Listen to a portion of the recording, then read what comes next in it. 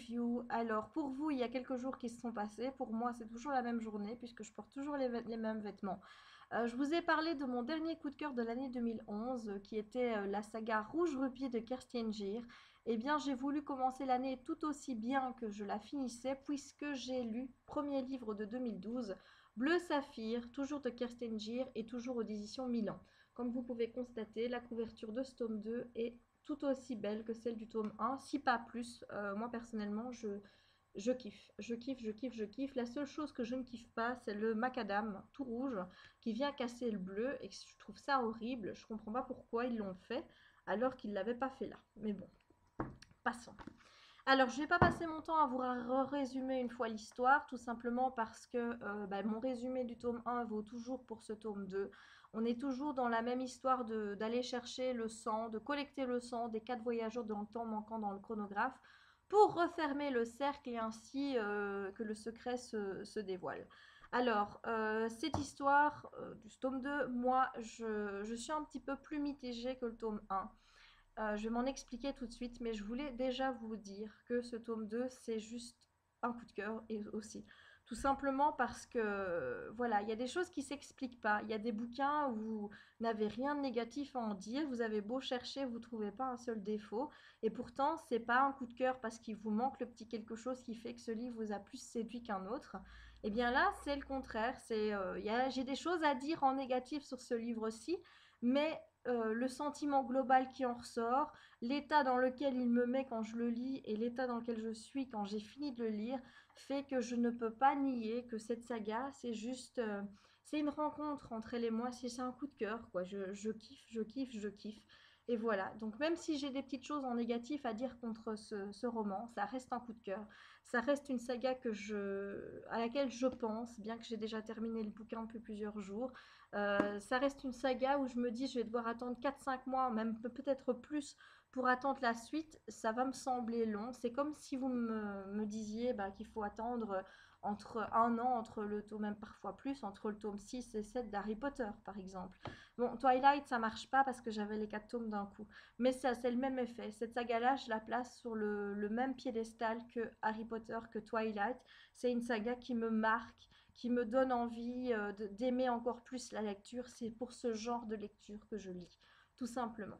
Voilà, donc pas de résumé de ce tome 2. Vous pouvez aller voir sur ma chronique du tome 1. On est exactement au même point. Pourquoi on est au même point? Tout simplement parce qu'on reprend l'histoire là où on l'a arrêté, premièrement. Et deuxièmement, quand on referme le bouquin, on se rend compte qu'on n'a pas avancé d'un iota dans l'histoire.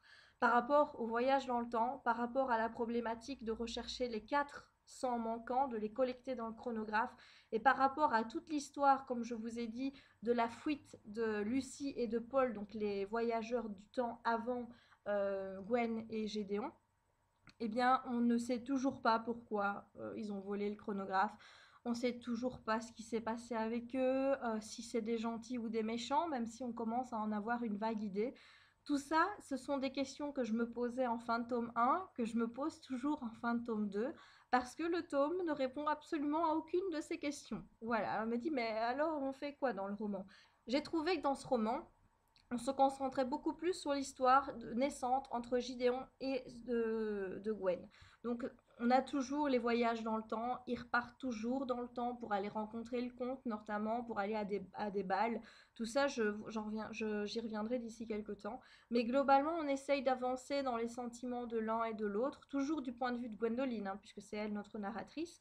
On essaye de voir un petit peu où ils vont tous les deux, s'ils sont toujours sur la même longueur d'onde, pourquoi est-ce qu'à un moment donné, Gideon va être un amoureux transi qui nous fait tout rêver, et la minute d'après va être un véritable iceberg, un glaçon qui reste très distant et assez condescendant avec Gwen. Donc on essaye de comprendre un petit peu cette dynamique qui existe entre les deux personnages, même si Gwen, elle est aussi paumée que nous, elle ne sait pas trop ce qu'elle doit faire avec Gideon, elle ne sait pas si elle doit lui faire confiance ou si elle doit se laisser aller tellement il a une attitude qui est contradictoire avec elle d'un moment à un autre. Donc on vague un petit peu sur leur couple, on essaye de comprendre.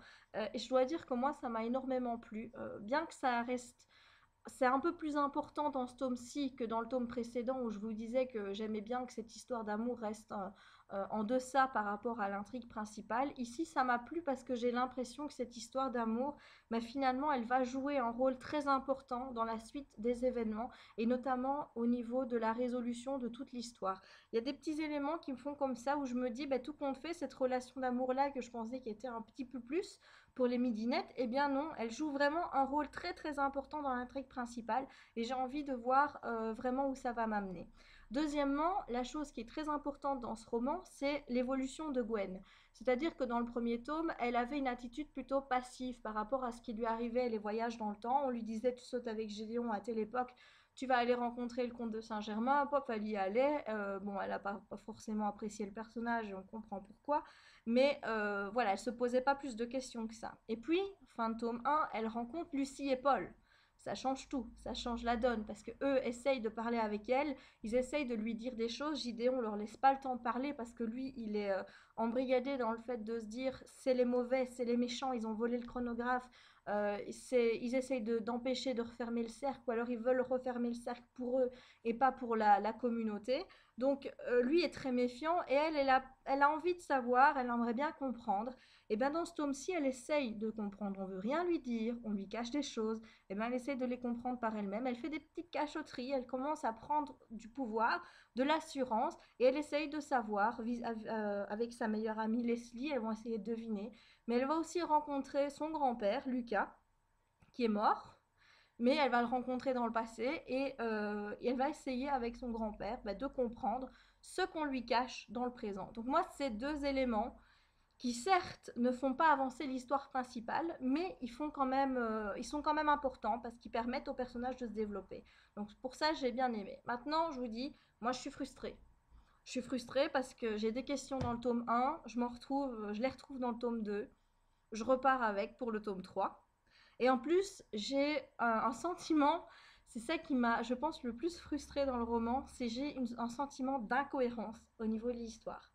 Je vous expliquais dans ma chronique du tome 1 que moi j'avais la vision des voyages dans le temps qui était plus retour vers le futur plutôt que dans une optique plus linéaire. Et là, eh bien, je vous disais que ça coulait de source, qu'il n'y avait pas de souci, que je comprenais bien. Et bien voilà, je me suis heurtée à mon problème, à mon premier souci de logique temporelle avec ce second tome. J'ai essayé d'en parler avec ma sœur, mais visiblement, elle n'a pas l'air de voir où est le problème, ou alors elle essaye de trouver des excuses. Mais voilà, moi je trouve qu'il y a un gros bug au niveau des voyages dans le temps et au niveau de l'histoire. Je vous explique mon souci.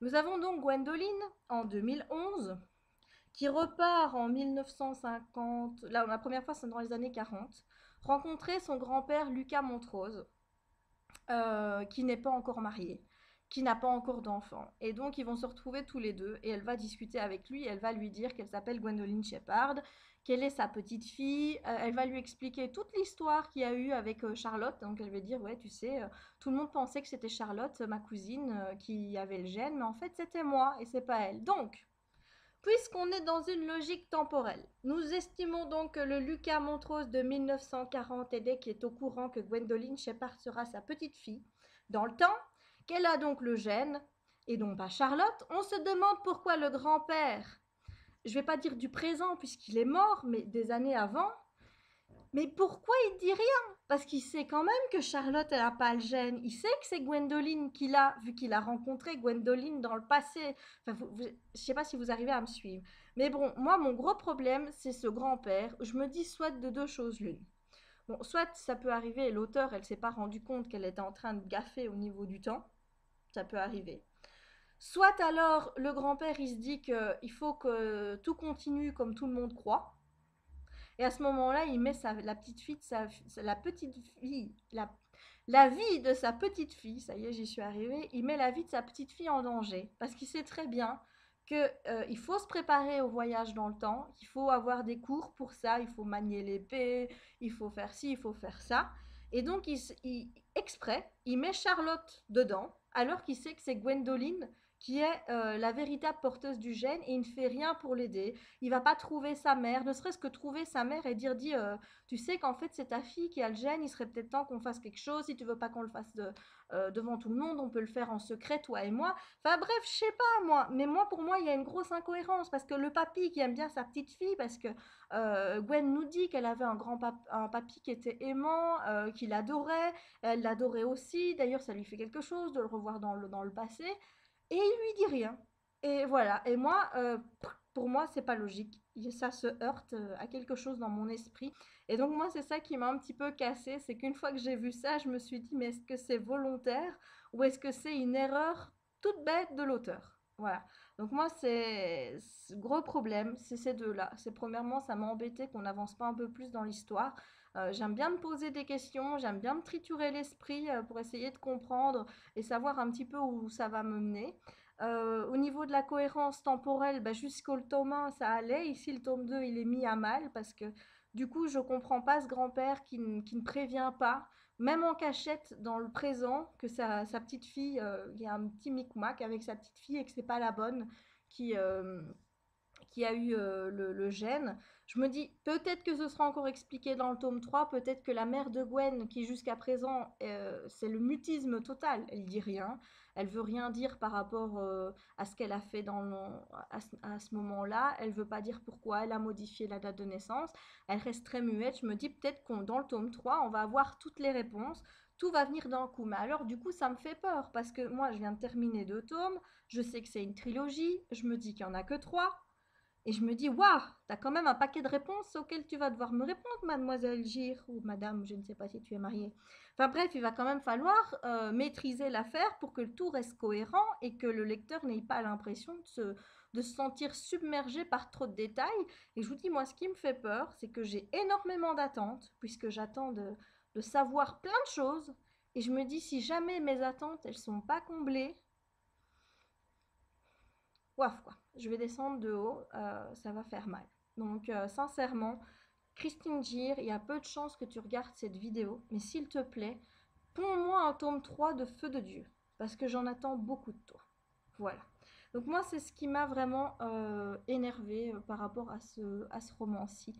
C'était ces petits points-là. Alors les personnages, bon je vois ça fait déjà 12 minutes que je vous parle, donc je vais essayer de ralentir un petit peu, bah, juste pour vous dire que Gideon, bah, ça m'a un petit peu saoulé son côté, un coup je t'aime bien, un coup je ne te regarde pas, ça m'a énervé, mais je sens qu'il aime vraiment Gwen, ça se sent, ça se ressent en toute fin de roman surtout. Ça se sent aussi qu'il n'est pas si embrigadé par le comte que ça. Pendant tout le roman, vous avez le sentiment qu'il ne voit que par le comte de Saint-Germain, que tout ce qu'il dit, c'est il le boit, que voilà, il est totalement à sa merci. Et en fin de roman, ben non, j'ai l'impression que ça change. C'est peut-être, vous allez rire, hein, c'est juste infime. C'est le dernier chapitre, c'est dans l'épilogue que j'ai vu ça. Un petit comme ça qui fait que je me dis, ah, il y aura peut-être plus dans le tome 3. Peut-être que Gédéon va changer d'avis aussi par rapport à ça. Et je me dis peut-être qu'il serait prêt à mettre toute cette mission en l'air juste pour sauver Gwen si jamais elle est en danger. Je sais pas, mais c'est ce que je ressens au plus profond de moi, donc j'attends de voir. Gwen, alors là, Gwen, elle m'a fait mais mourir de rire dans ce tome-ci. Alors déjà, ces expressions, après un bisou, dire à Gédéon, tu m'as transformé en pudding, mais j'ai adoré, ça m'a fait sourire. Mais alors après, il y a une scène où on se retrouve dans un bal où elle boit un cocktail fruité. Je vous assure que c'est une des meilleures scènes que j'ai lues dans un roman jeunesse. C'est juste parfait. C'est voilà, la dynamique est parfaite, l'enchaînement des événements, l'enchaînement des choses, de comment Gwendoline voit l'affaire. J'ai adoré. C'est juste du pur plaisir, c'est du pur bonheur. Et par rapport au style, ben là, j'ai rien à redire de plus de ce que je vous ai dit la fois passée. Pour les personnages, j'ai juste oublié de vous mentionner qu'il y avait un petit nouveau, un petit esprit d'une gargouille qui s'appelait Zémérius et qui va nous mettre une grosse dose d'humour dans tout ça. Franchement, il remplace un petit peu Leslie qui est moins présente dans ce roman, même si elle y joue toujours un rôle clé. Le petit Xémérius, c'est juste le petit soleil en plus qui vous fait sourire, qui vous met le baume au cœur et qui fait que cette saga est si particulière pour moi. Voilà, donc malgré des imperfections, malgré qu'il y a des choses qui m'ont pas du tout plu, qui m'ont un petit peu énervé, qui m'ont déçu, eh bien ça reste une saga coup de cœur. Et Christiane Gir, si tu m'écoutes sincèrement, please, ne me déçois pas avec le tome 3. C'est tout ce que j'ai à dire. Voilà, donc si vous n'avez pas encore commencé cette saga, mais qu'est-ce que vous attendez? Je pensais déjà vous avoir convaincu avec Rouge Rubis, moi. Donc il faut vous dépêcher, c'est juste génial. Lisez cette saga, s'il vous plaît. Vous ne le regretterez pas, c'est juste du bonheur à l'état pur. Voilà, et bien je referme ici cette book review et je vous dis à une prochaine pour de nouvelles vidéos. Ciao!